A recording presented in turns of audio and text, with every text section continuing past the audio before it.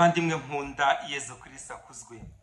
Twageze ku cyumweru cya 32 mu byumweru bisanzwe by'umwaka wa liturujia umwaka ca. Tukomeje urugendo kandi n'umwaka wa liturujia uragenda ugana ku musozo. Ariko amagambo y'Imana yatugeneye kuri iki cyumweru n'amagambo atugera ku mutima.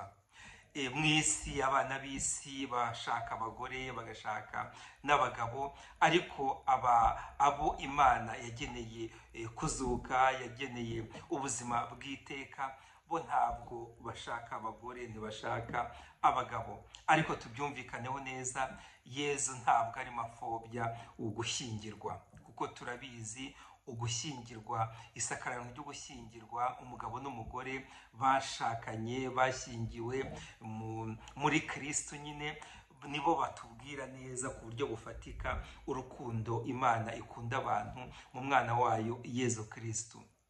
Ariko rero nimba turi imbere y'Imana, ikiba gifite ireme cyane ntabwo ari icyiciro cy'ubuzima umuntu arimo runaka, washyingiwe, umusaseredoti, wihaye Imana runaka cyangwa n'abandi. Oya, ntabwo imbere y'Imana ntabwo icyo kiba ari cyo gifite priorite, ahubwo imbere y'Imana ikintu kiza mbere ni Imana ubwayo. Kuko iyo tugeze imbere y'Imana, n'uwo twashakanye tukamubonera muri iyo Mana yacu, n'ubuvandimwe bwacu bukaba ubuvandimwe bwo muri iyo Mana yacu, byose bihindura isura.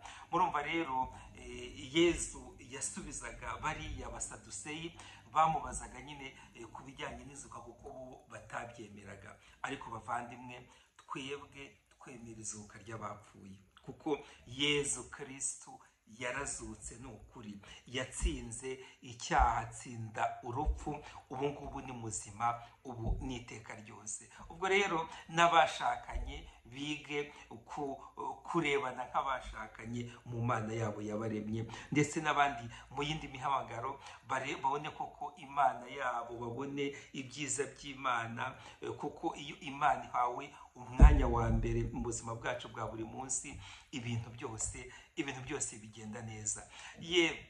Ubwo rero nimba twebwe turi abana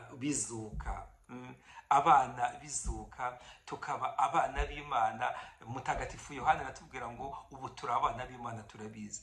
Ibyo tuzaba byo ejo ntabwo biratangazwa, ariko kuko turi abana b'Imana twishimira ibyo ngibyo. Kandi nta kiruta kuba umwana w'Imana, nta kiruta kuba umuntu muri bariya nyine Yezu Kristo yageneye nyine kuzuka. Kuko nimba tumukunda tukamuha umwanya wa mbere mu buzima bwacu bwose, nta kuntu atadushyira mu mubare w'abagenewe kuzuka, mu mubare w'abana b'Imana. Kandi Imana yacu muri Yezu Kristo ni Imana y'abazima, ntabwo ari Imana y'abapfu.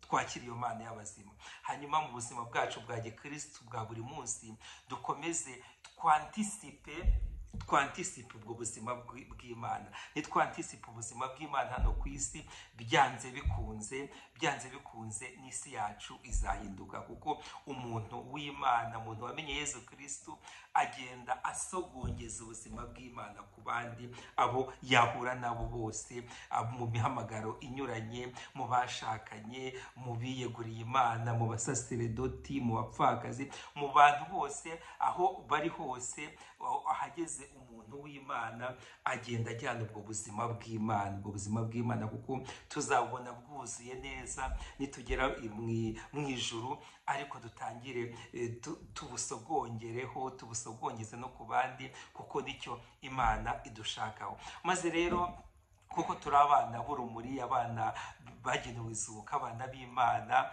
tubyishimire kandi tugende turebe ivanjiri uyu munsi nuko yanditswe na Luka ku mutwe wa 20 kuva ku murongo wa 27 kugeza ku 38. Imana ishobora byose nibaho umugisha kandi ibarinde, ku izina ry'Imana Data na Mwana na Roho Mutagatifu. Amen.